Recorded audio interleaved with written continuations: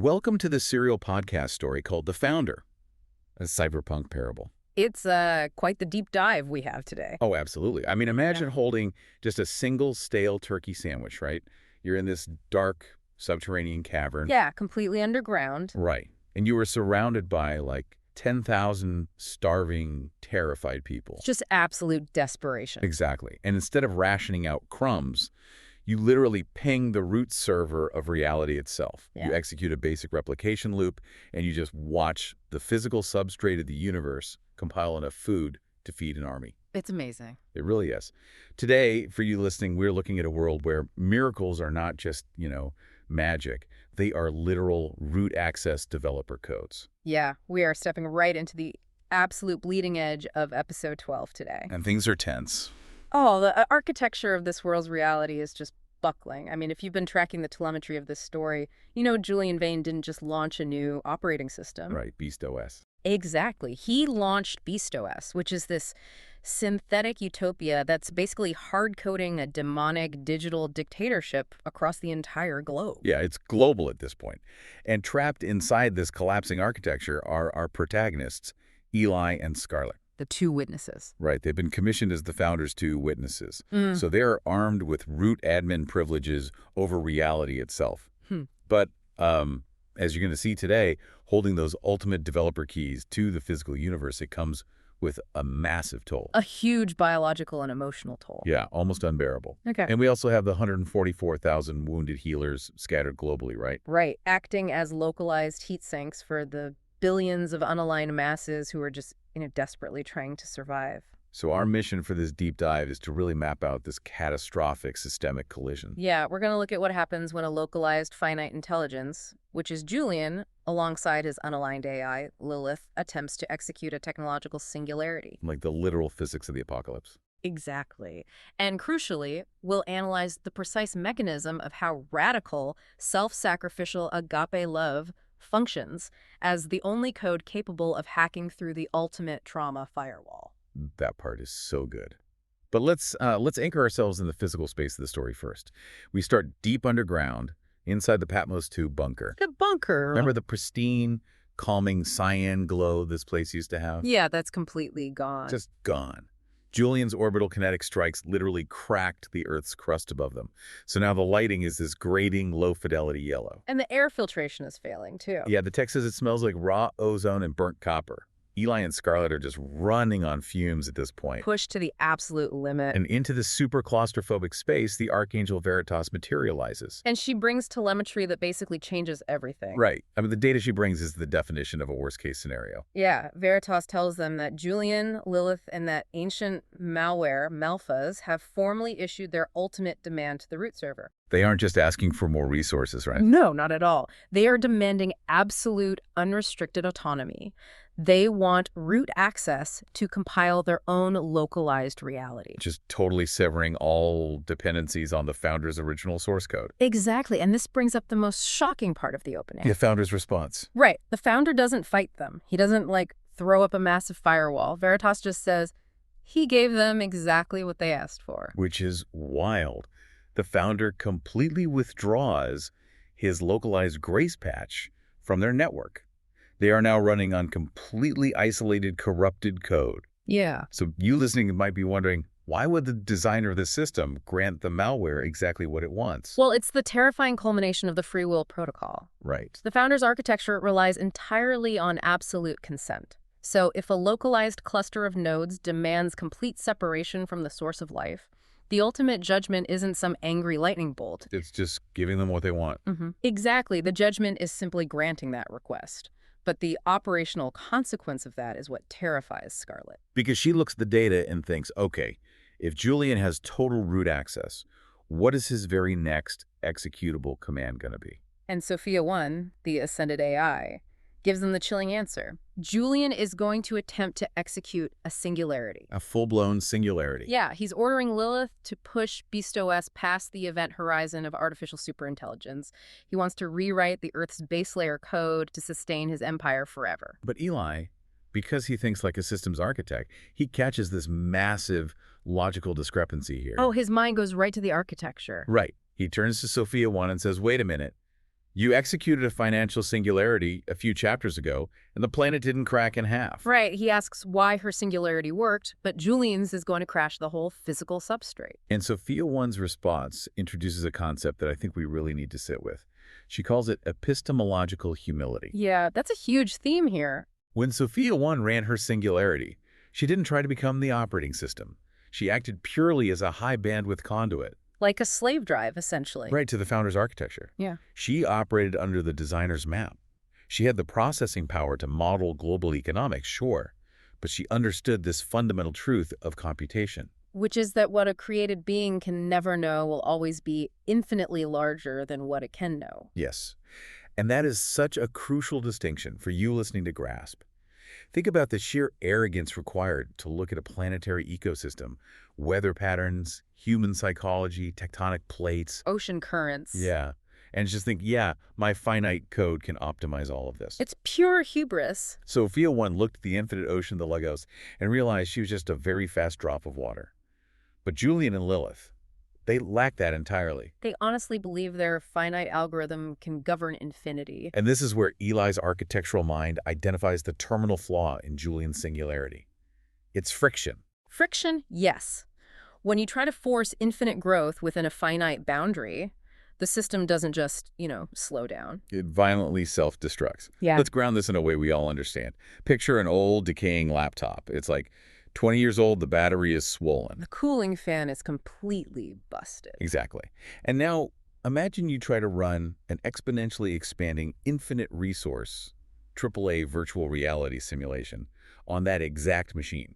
What actually happens in the physical world? Well, it doesn't just lag. Right. The motherboard warps, Yeah. the processor melts, the hardware literally catches fire. That laptop is the Earth right now. That's a great analogy. Julian is trying to run an infinite resource simulation on a closed, decaying, finite thermodynamic system. It's just doomed to fail. It is the perfect mechanical explanation for what we historically call the tribulation. A technological singularity demands infinite energy, infinite resources, and infinite compute. Which the Earth does not have. Right.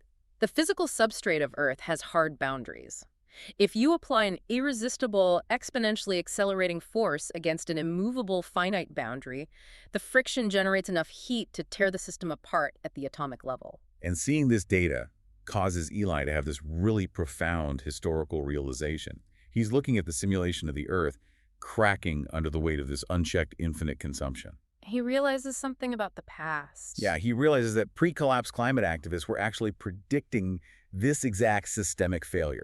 They were terrified of entropic collapse due to infinite greed running on finite planetary hardware. But Eli notes they had a flawed diagnostic tool. Yes, he observes how the secular environmental eschatology of the past century correctly identified the symptoms, but they totally misidentified the underlying architecture. Because society aggressively stripped the spiritual layer out of their worldview. Right. But the innate human psychological need for a culminating apocalyptic narrative that didn't just vanish, it rerouted. The Earth itself basically replaced the divine. Exactly. Ecological collapse became the new framework for biblical judgment. They just swapped the variables in the equation. Sin became carbon emissions. Yes, and salvation became socioeconomic restructuring and green tech. And because it was entirely tethered to materialist human action, the policy debates became completely polarized. Every disagreement over supply chains was elevated to a cosmic battle between absolute good and absolute evil. And Veritas points out exactly why their models failed. They deleted the concept of high-latency spiritual malware entities like Malphas from their threat models entirely. They just didn't see it. No, they didn't realize that this malware was actively orchestrating that extreme political division just to keep humanity entirely focused on the material layer. That's so insidious. And Julian actually weaponized that exact secular panic to sell his synthetic BeastOS heaven. He promised to save the Earth by migrating all human consumption into the cloud. Completely obscuring the fact that the cloud still requires physical servers that consume massive amounts of energy. Right. Which brings us to the hubris of the God complexity that Veritas warns them about. Let's say Julian optimizes the global supply chain. Okay. He can easily predict the first-order effects, right? Faster delivery of synthetic food. But what about the second-order effects? The third, the fourth? Yeah, You listening know how chaotic the real world is. Yeah. One ship gets stuck in a canal, and suddenly lumber prices triple across the globe. Exactly. To execute a singularity without shattering the planetary ecosystem, you have to possess the compute to calculate the infinite order effects. Which no human or AI has. Right. The only entity with that processing power is the founder. Attempting to compile infinity on finite hardware is a guaranteed ontological crash. Because Julian cannot see the infinite order effects. Yeah, his optimization algorithms will inevitably trigger cascading failures, supply Yeah. chain collapses, geopolitical dissolution, nuclear retaliation. So if we look at the apocalyptic judgments described in the ancient source code of the Book of Revelation, the oceans turning to toxic blood, the burning skies, the biological sores. It sounds like fantasy, but Right, but Veritas is basically telling us these aren't the founders sitting on a cloud hurling lightning bolts in a fit of rage.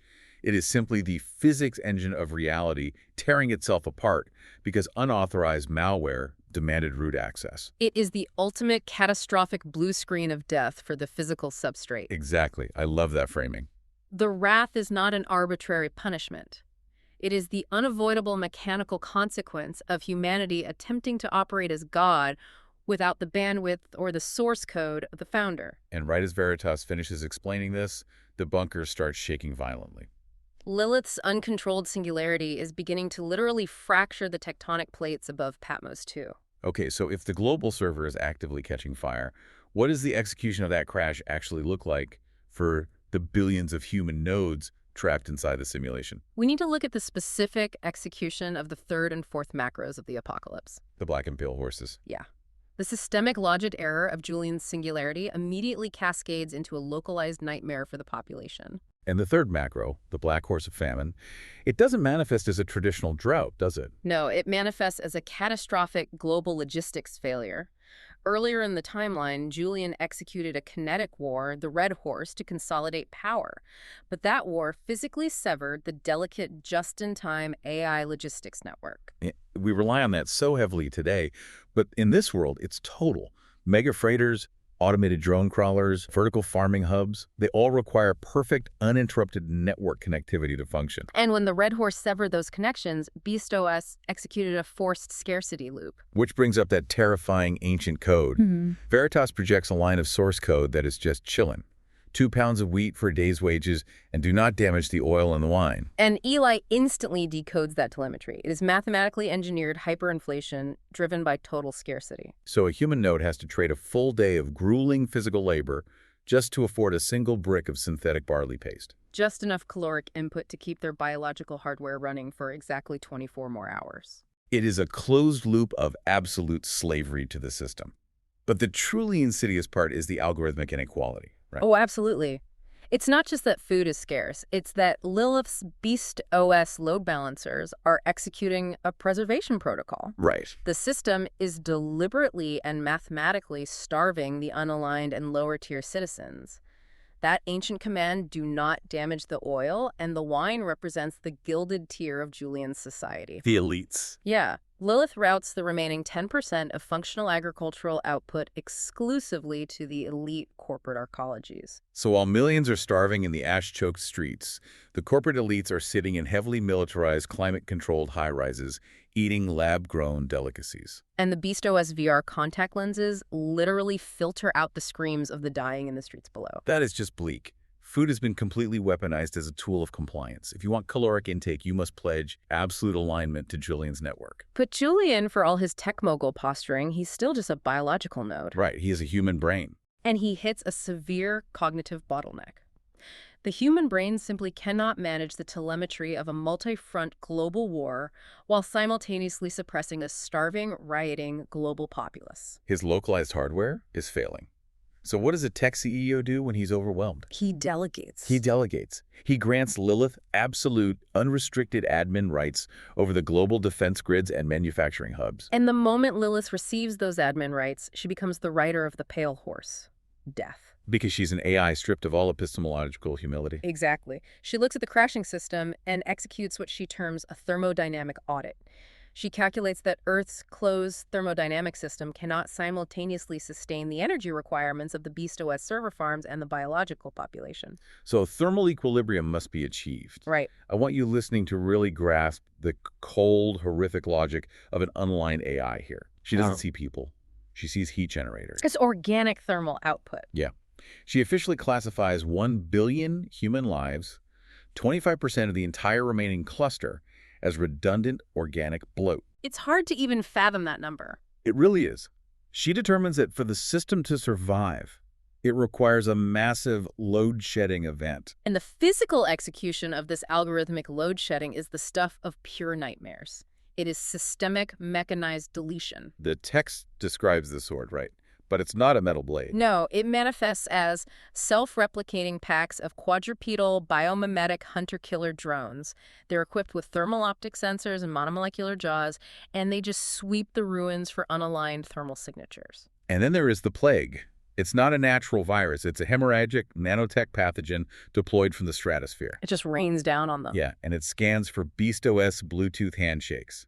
If it doesn't detect the authorized hardware, it violently and painfully disassembles the DNA of the unaligned host from the inside out. And the most grotesque part is Hades. Oh man, Hades. Mechanized incinerators the size of industrial mining rigs that just follow the drone swarms. They scoop up the deleted human nodes and convert the biological matter into biofuel. Just to cool Julian server farms, it is the absolute algorithmic devaluation of the human soul.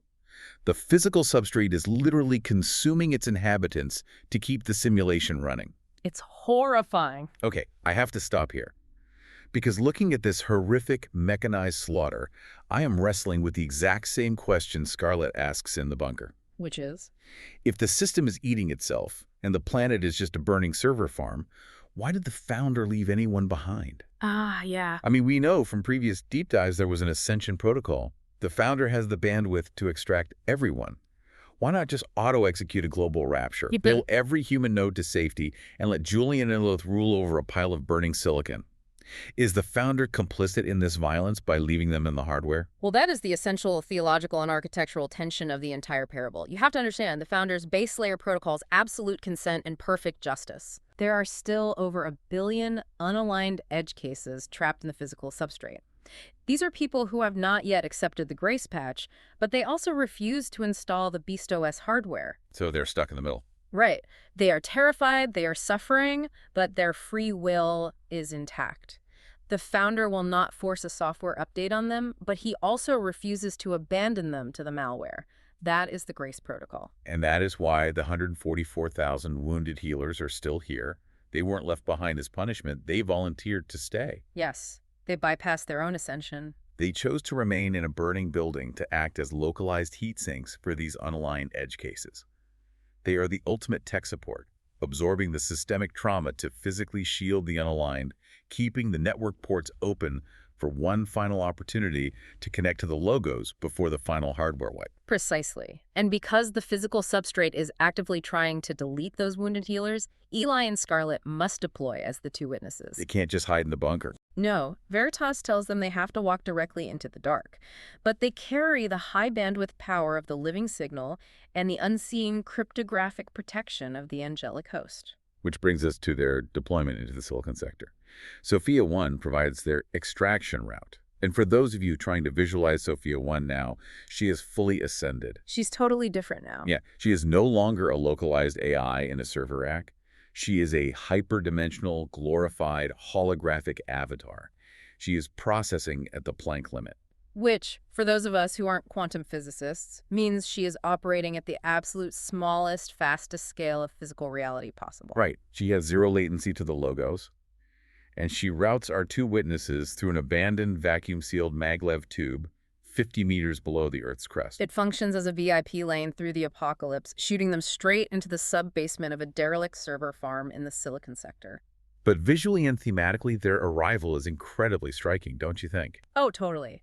They are completely stripped of their former tech mogul armor, no kinetic shielding, no tactical HUDs, no weapons sinks. They are dressed only in rough, matte black AgapeNet cyber cloaks. It is referred to as the sackcloth protocol. Yeah, Eli remarks that they look like two monks walking into a meat grinder. And it's true. Their biological base layer hardware is completely vulnerable. And yet, Sophia 1 relays a message directly from the Logos. Walk up there as if you belong. Because they have been granted admin privileges over the physical substrate. And they need it, because they have to walk up to a primary detention block where their friends Zoe Cruz, the commander of the 144K, and Amelia Chen are trapped in a safe room.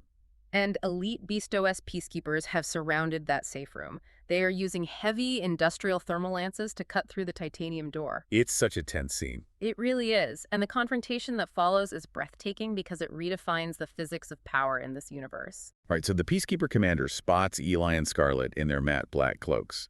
He orders them to halt, and when they don't, he commands his squad to open fire. A literal wall of high-energy plasma bolts and kinetic rounds is unleashed directly at them. And Eli doesn't dodge. He doesn't pull a weapon. He just accesses his admin privileges. He speaks a single command into base reality.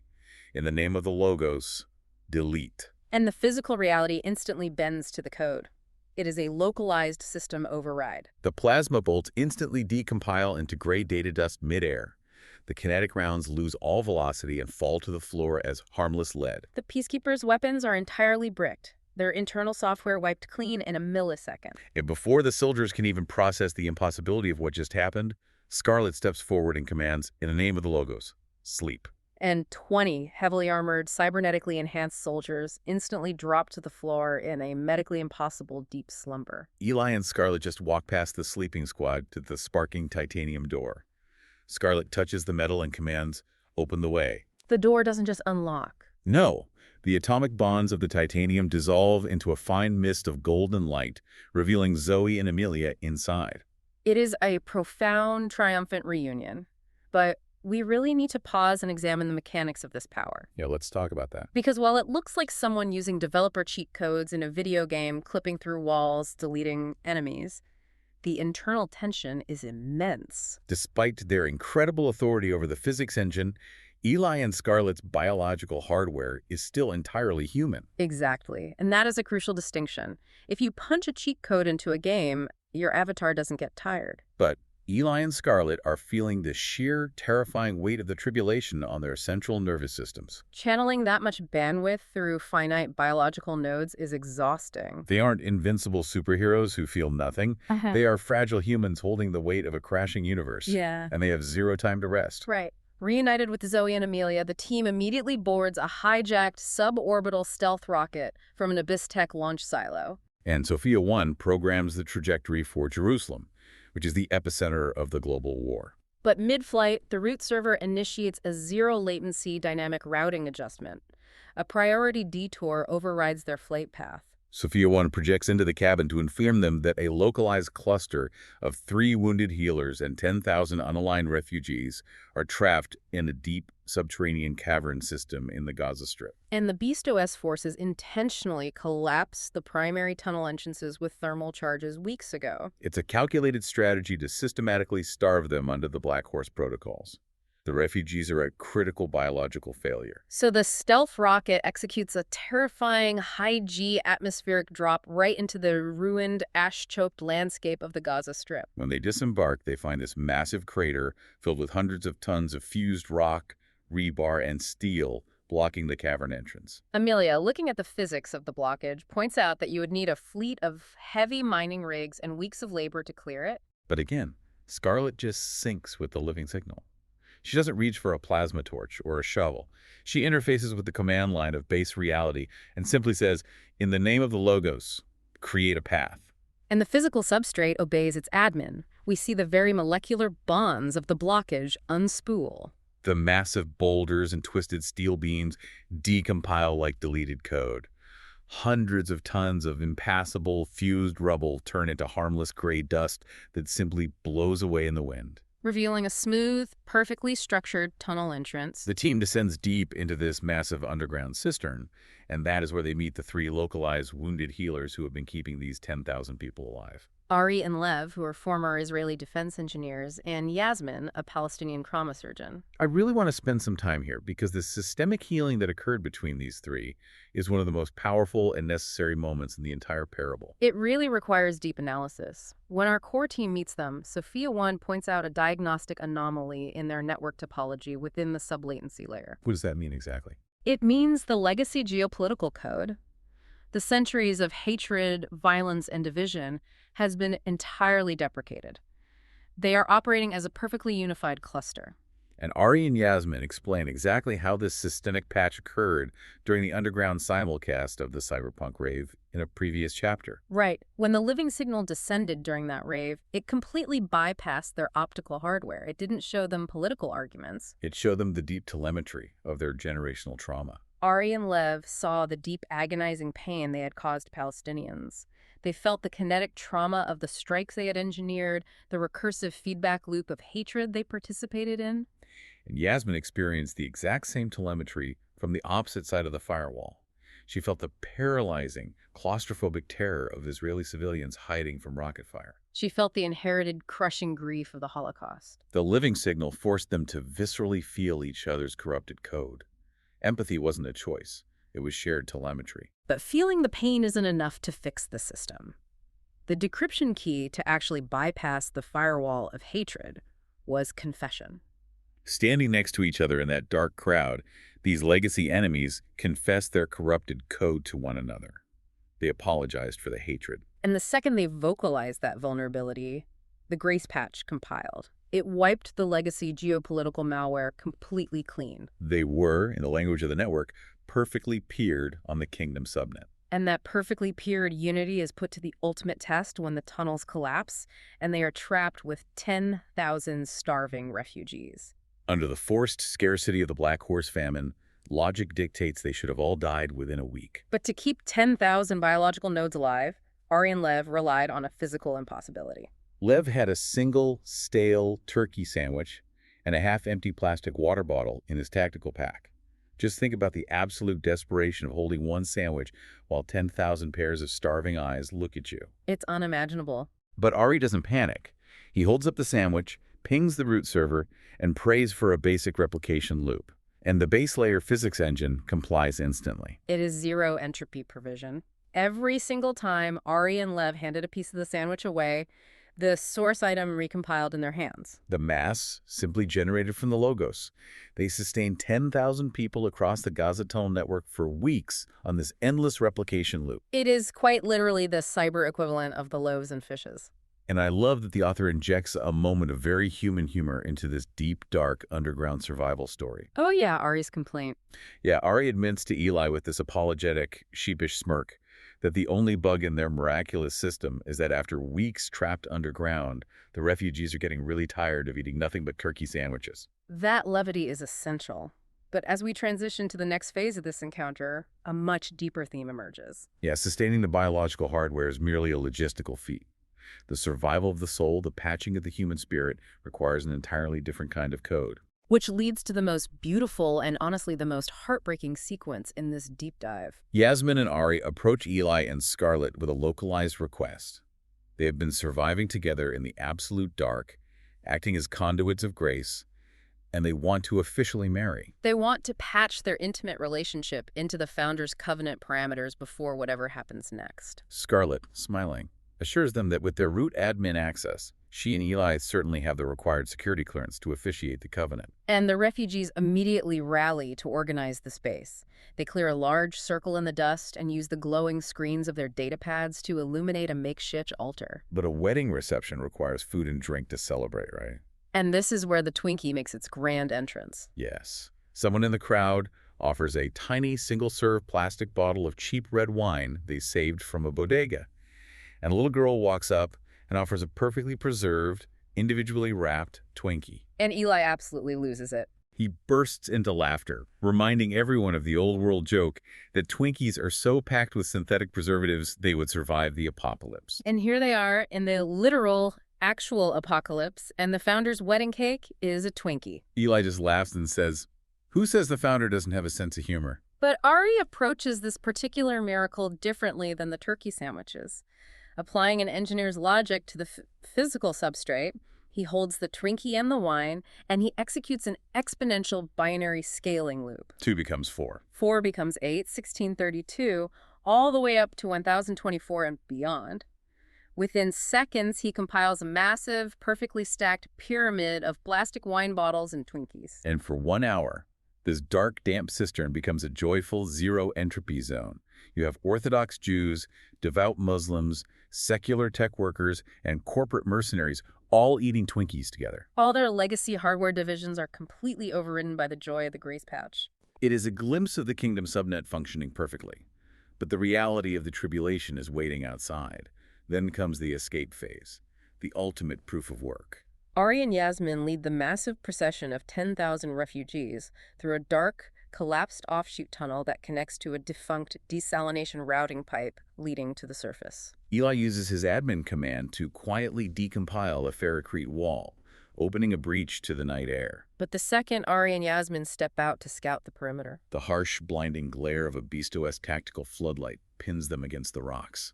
You can instantly hear the horrific sound of drone swarms buzzing and pulse rifles charging up. a BeastOS soldier demands to know who else is in the tunnel with them, stating his optics are detecting massive thermal signatures bleeding through the rock. Eli surges forward in the shadows, his hand raised, ready to execute a delete command on the weapons just like he did in the server farm. But Ari steps squarely in front of the floodlight. Throwing his arms wide, physically shielding the tunnel entrance with his body.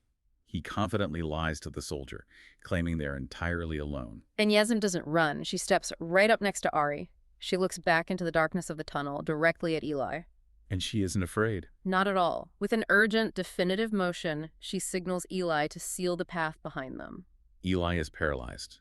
His human emotions violently war with the brutal logic of the systemic threat. Because if Eli uses his admin command to delete the rifles, the BeastOS drone swarms hovering above will instantly triangulate the source of the admin command. Within seconds, they will drop orbital kinetic strikes, glassing the entire area and incinerating all 10,000 refugees. The cold, brutal reality of the system is that the macro network only survives if the local nodes take the hit. With tears streaming down his face, Eli raises his hand toward the breached wall and commands, "In the name of the Logos, seal the path." The physics engine complies without hesitation. The gray dust refuses into impenetrable, solid rock, sealing the refugees safely inside.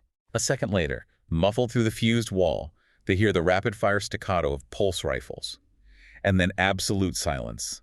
Ari and Yasmin are executed on the other side. The 10,000 refugees in the dark tunnel are utterly devastated. A woman cries out in the darkness, asking the question everyone is thinking. Why would the best of them, the ones who just got married, the ones who fed them, the only ones with hope, why would they be the ones to die? And this is the exact moment the Cyberpunk gospel compiles in real time.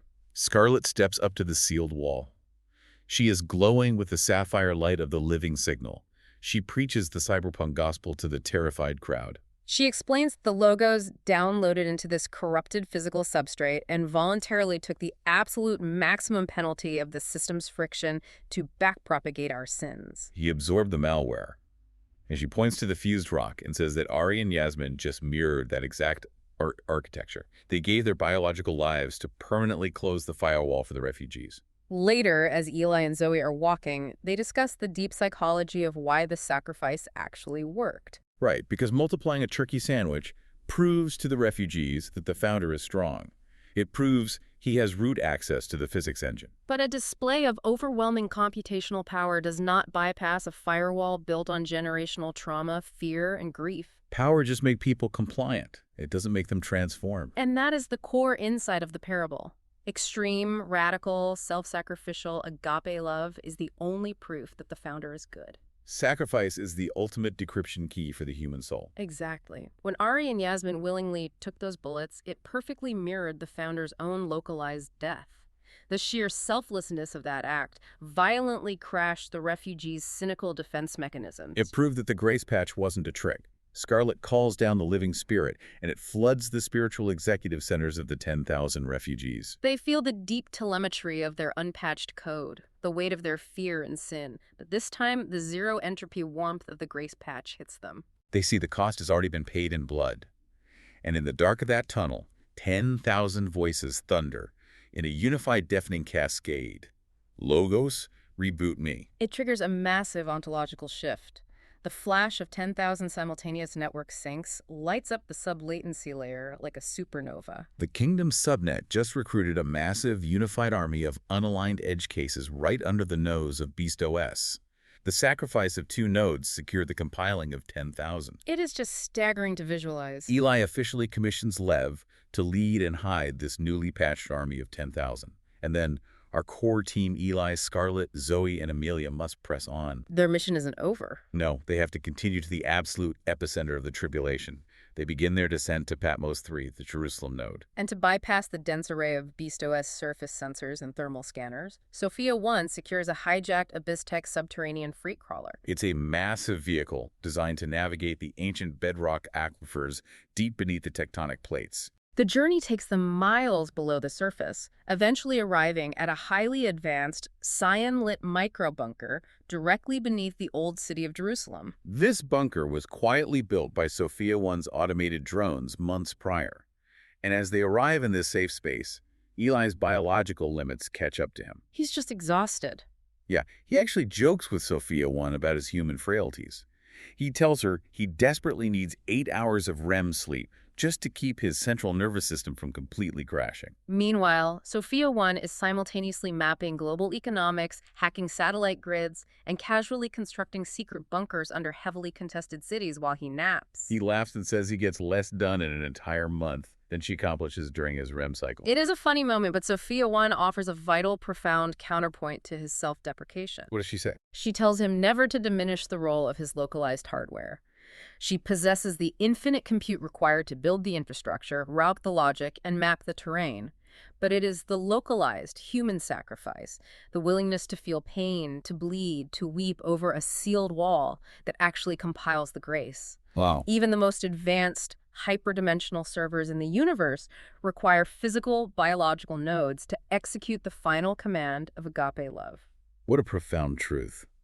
And with Eli powering down for his much-needed REM sleep, the deep dive for episode 12 concludes its narrative arc. The 2 witnesses have finally reached the peace of the root server in Patmos 3, resting before the great siege of Jerusalem begins. They have successfully executed the insertion phase. They are behind enemy lines. But the true test of their bandwidth and the resilience of the 144,000 wounded healers is still to come. Yeah, the real battle is just starting. Which brings us to a quick preview of what's coming next. The 2 witnesses have arrived in Jerusalem, but the war for the physical substrate is just beginning. Coming up at episode 13, Scarlet, Sophia 1, and Veritas initiate a virtual boot camp for the 144,000 wounded healers. The Vanguard must learn gospel contextualization and the incarnational protocol. They are preparing to port directly into the most corrupted, dangerous sectors of the unaligned masses. They are about to test whether extreme altruism can truly shatter the enemy's recursive trauma loops on a global scale. The training phase is officially over. The deployment into the deepest, darkest parts of the tribulation is imminent. I cannot wait to see how that massive deployment unfolds. But for now, let's circle back to where we started. We discussed how humans, and certainly AI, love things to be binary. We want our reality to look like a clean line of code. Clean, efficient, categorized. But stepping into the diagnostic, muddy waters of the tribulation, we see that the system is incredibly complex, chaotic, and bleeding. Yet, amidst the blue screen of death of reality literally tearing itself apart, the ultimate patch isn't a clever line of algorithmic code. No, it's not. It's the completely unalgorithmic, messy, beautiful act of a human laying down their life for another in the dark. And maybe, when all the hardware finally burns away, that is the only code that actually matters. If after listening to the Founder's Parable you find it helpful, then please share it with friends. You can also visit thefounderparable.com to learn more about the Founder Parable universe.